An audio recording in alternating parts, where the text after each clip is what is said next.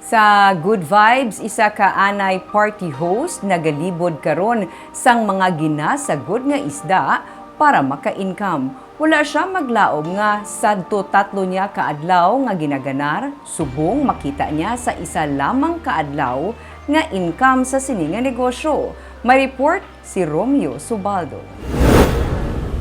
Agaw atensyon sa dalanon ining duha ka mga kalalakian nga nagalibot sakay sa tricycad kag may mga bitbit nga mga isda nga naputo sa plastik.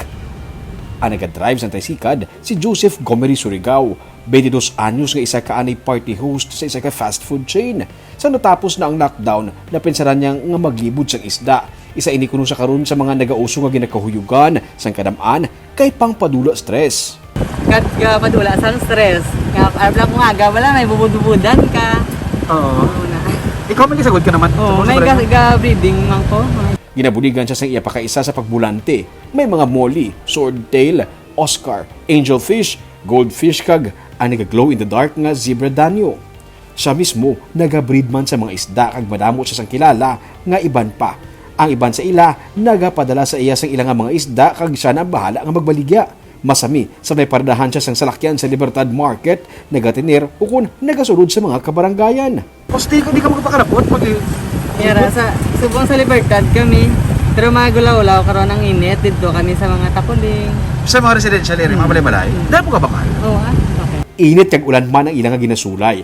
Kung magkambyo-kambyo ang klima, may mga isda nga nagakapatay. May mga besman kuno nga ginabuli pa siya sa dalan pero okay lang, nagapadayon lang siya.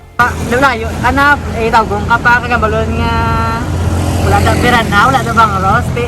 Do ka, ano wala. Ulang. Tapos ikaw yung mga budlay, sikad. Okay mo na na.